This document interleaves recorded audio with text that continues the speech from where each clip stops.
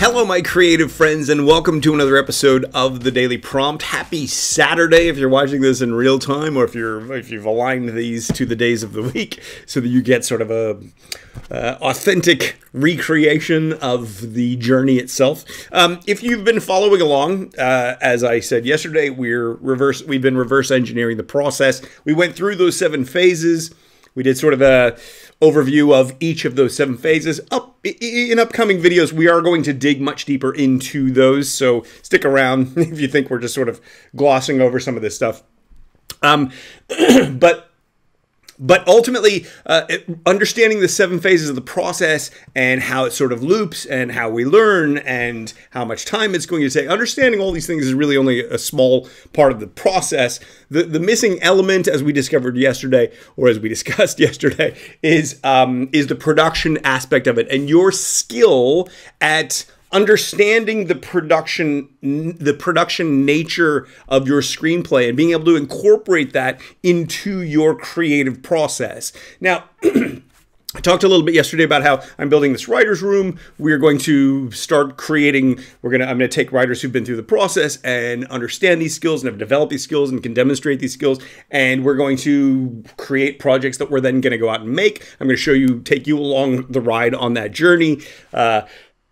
So that you can go do it on your own, or so that you can learn from watching other people doing it, and it'll be hopefully a lot of fun. But there's also, now whether you want to join me or not, obviously I would love to have you. But if you want to do it on your own, what I want to talk about today is what we're going to be doing, but also how you can do it on your own. So what I'm going to sort of map out today is kind of the big picture of how I believe you can create for yourself a professional screenwriting career. Now, I'm of the belief that the old model is, if not dead, is so far back on the. If you have 10,000 writers who are all trying to compete and get the same agent through their spec scripts alone, they're just not going to get read. They're just not going to get noticed.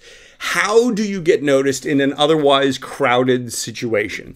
Well, your work has to rise to the top. You have to get it into the hands of the right people, and they have to be open to seeing how they might be able to basically benefit off of you and your work. So many writers who reach out to producers or production companies or agents or managers, they don't understand that that person has no, there's no upside for that person taking a look at your work if you're an untested commodity. 99.9%, literally less than 1 in 1,000 projects are viable. So for someone to actually go to the trouble of reading your spec script, you're talking about a long shot. And the problem that I have is that that reality turns off most writers. It turns off people from the idea of screenwriting, even though those writers may have something very valid to say, and something, if you changed your perspective a little bit, you could open up this world of opportunity for you. We've talked a little bit about it before, the new screenwriter strategy, but I want to get into some specifics today. So here's what I'm suggesting, and here's what I'm building, and here's why I'm building it. My suggestion is the way that you're going to get an agent or manager interested in you as a screenwriter is that you are going to have films available that you can show them. Films that win festival competitions. Films that generate box office revenue or download sales revenue. Films that have buzz or that people have heard about or people have seen clips of online. And there's a sufficient groundswell behind you that people hear about that, and it's obviously too late to get involved in that, but they want to know what you have next. That is going to replace the resume or CV. That is going to replace the spec script. Although you're still going to need the spec script as a follow-up project and to demonstrate that you're not a one-hit wonder. So look, agents and managers, are not interested in repping one-hit wonders because there's no money in it. If you can't follow up with the next project, well, they're going to put in all this effort and they're not going to get any reward for it. So you still need to develop the skills. You still need to have those spec projects that are actually viable, that are actually production ready, that fill all of the stuff that we've been talking about so far. But what you also need is something that's going to pull them in the first place. And it's not going to be your story idea. It's not going to be the screenplay. It's not going to be the project. It's going to be another film. It's going to be a production. Now, here's the thing. It doesn't have to be a big production. It can be a tiny little production, but if it's tiny little production that has buzz, if it's a tiny little production that gets noticed, if it's a tiny little production that everybody's excited about, it will grab their attention. You will get meetings. You will be able to go in and then finally exercise all your skills for pitching and for the screenplays that you've written, right? So, I mean, you can Google this right now. There are short films that have been made. There was a short film made by, I'm forgetting the name, but it was a guy in, I want to say Uruguay, who made this little short film with these amazing visual effects. Got noticed and got pulled into Hollywood for meetings and directed a big budget feature, or low budget feature, but a medium, bigger than we're talking about here. So, do you just make a short film to try to get noticed? Possibly, but it depends on if you can follow that up with those skills. So the reason that I'm always going to suggest that writers write feature films rather than short films is because you need to develop the skill of writing a feature film, right? Feature films also have a place in the market. People will buy and download or go to the theater and pay to watch a feature-length movie. They won't pay to watch a short film. Short films are going to be like demos for you, like a sizzle reel or something like that.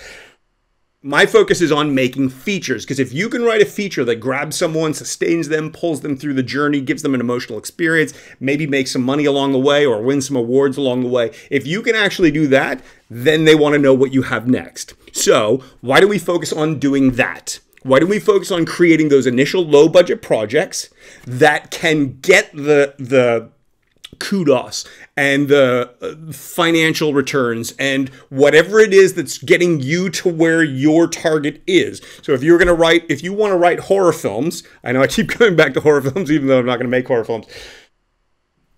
If you want to write horror films, if you can make a tiny little, paranormal activity style, and maybe not paranormal, don't make that. But if you were going to don't copy someone else, make your own thing. But if you could make a tiny little indie feature that if you made it for $5,000 or $10,000 and it ended up making $100,000, well, guess what? You've just 10 times the value of what was invested in that project. You are a legitimate and viable writer at that point, right? So would someone want to see your bigger budget, your $3 or $4 or $5 million horror film?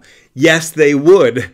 Do you understand? So whether you join me, that's what I'm building with this independent film studio. That's what I'm trying to achieve. I've had somebody on one of the comments say that I'm interested in low budget films and low budget filmmaking. I like low budget filmmaking, but I don't want to make low budget films because that's not the wheelhouse that I want to operate in. It's that is strategically how we get where we're trying to go.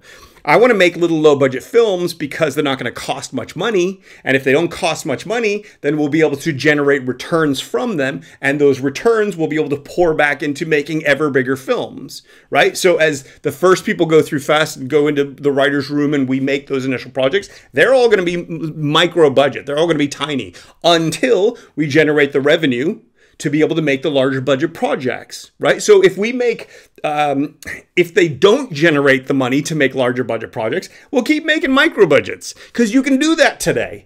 Now, here's the thing. The vast majority of the micro budget projects or the low budget projects that get made today, the vast majority of them are what I call production driven. So the vast majority of them are a camera person or a director or an actor going, let's run out and make something. So they're focused on the angles, they're focused on the image, they're focused on the directorial style, they're focused on the acting performance. They're not focused on the story. What I'm looking to do and what I'm encouraging you to do is to focus on writer-driven low-budget projects, on writer-driven micro budget projects, on things that are led by story. Here's the thing. If we can go out and we can make a great story for no money at all, if it's a great story and it really pulls people in and takes people through, if you can actually do that on low budget, no budget at all, you are going to attract an audience. You are going to attract word of mouth, because a great story is a great story. We've all seen the huge budget studio films. They pour $100 million, $200 million into this visual effects extravaganza, and the story underneath it is really thin or lame or terrible. And we go, they just spend hundreds of millions of dollars on what is ultimately not even a very good story at all.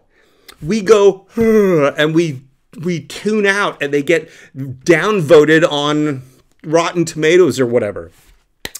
The point is this: story wins.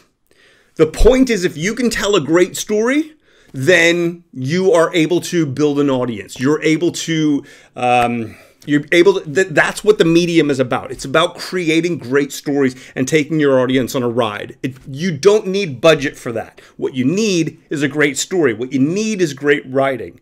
The problem that we have today is everybody runs out with their little cameras and all the home editing gear and makes stuff from a production-driven mindset. And the problem is that it may look good, but it's thin because they're not really digging deep enough into the essence and the nuance and the elements of story. They're not going through that whole process to refine and create something great. Now, here's the thing, and here's why I would like for you to join me rather than just go off and do it on your own, even though you certainly can, is because the more people wake up to the fact that we can do this, the more people are going to do this.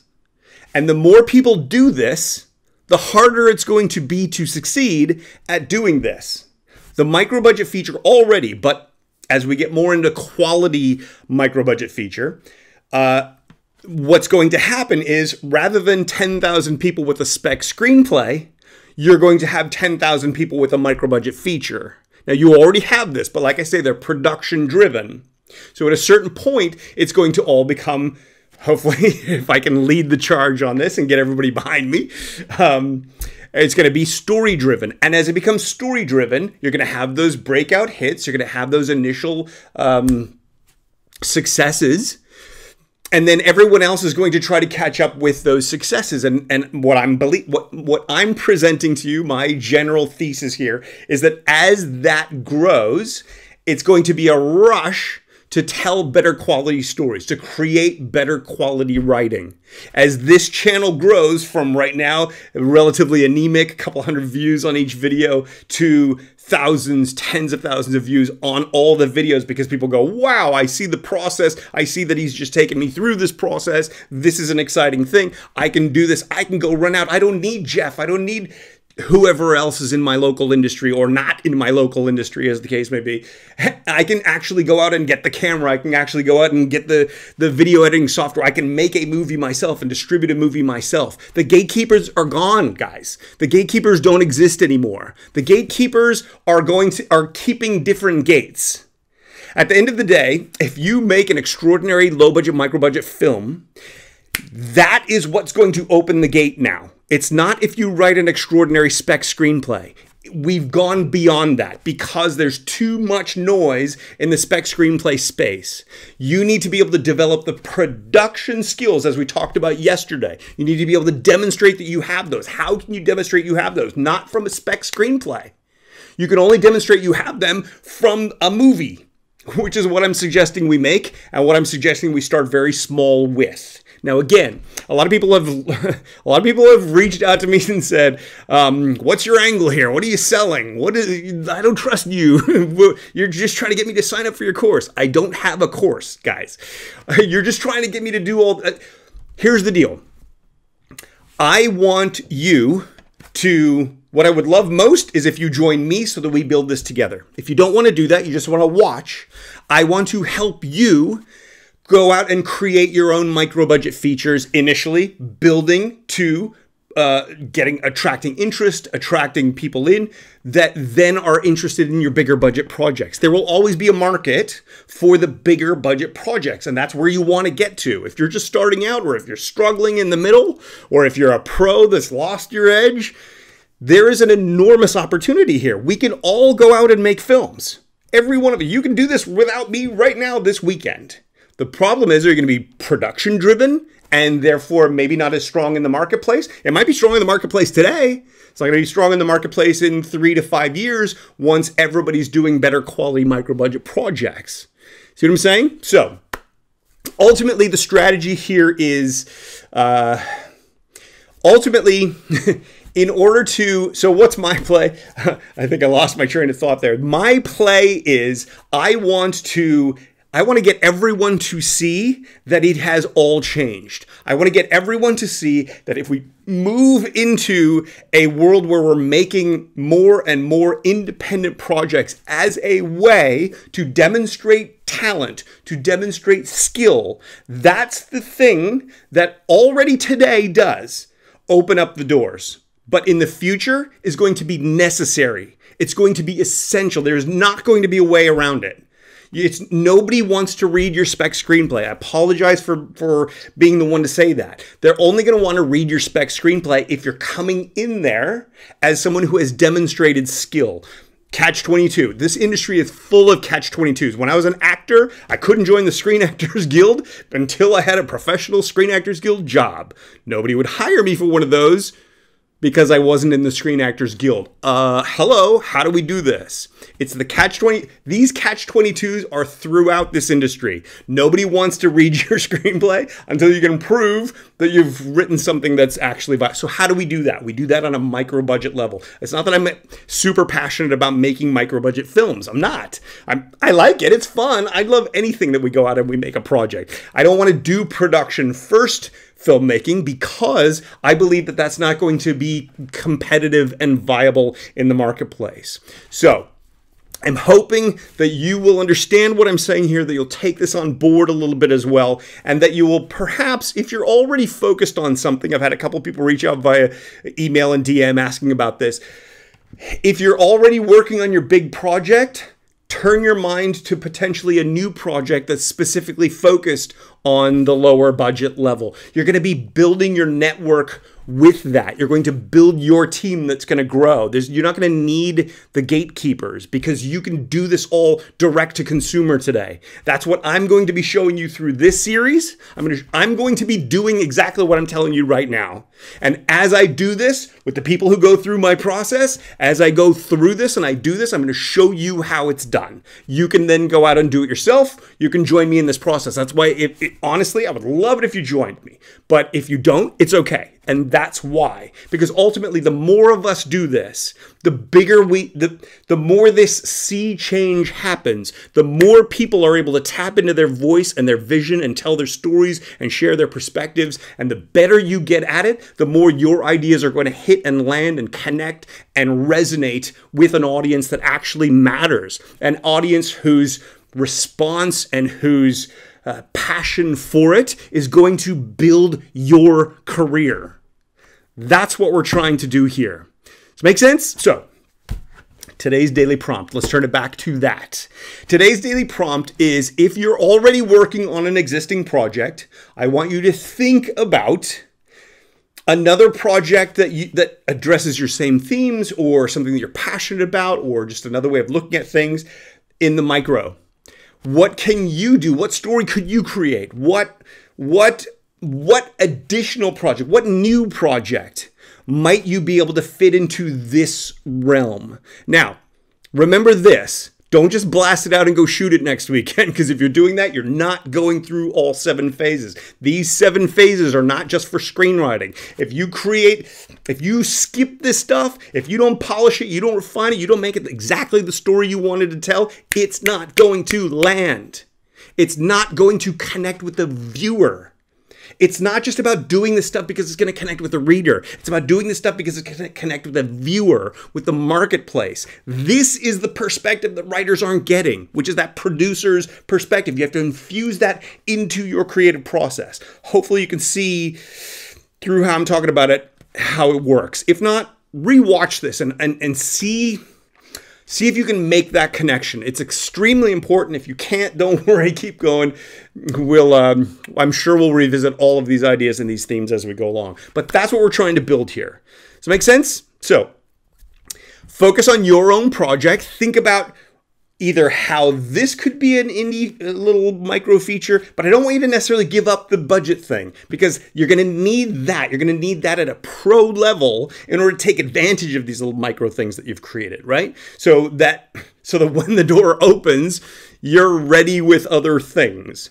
But you can start thinking about how that connection can happen, so that when you do, so that you're opening the right door in the first place. Does it make sense? So that when someone gets excited about your little sci-fi project, and then you go pitch them this Western drama, they go, I'm that guy. I'm not that guy, right? So if you want to make Western dramas, find out a micro budget feature that's going to serve your goal to that end. That's this new strategy. That's what we're trying to achieve here. So if you can, today's prompt, focus on that, focus on what that might be, what that might look like, write it down, take some time to think about this. This is a really important one. I know it's the weekend. I know it's Saturday.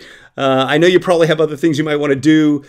This one's worth spending a little bit of time on. Tomorrow's daily prompt is going to be the personal vlog entry, and then on Monday, we're going to talk about money. So, thank you so much for watching. Have a great weekend, guys. Don't forget to take physical action today. 10 minutes, 1 hour, 10 hours, whatever you can afford. Thanks for watching. We'll see you tomorrow.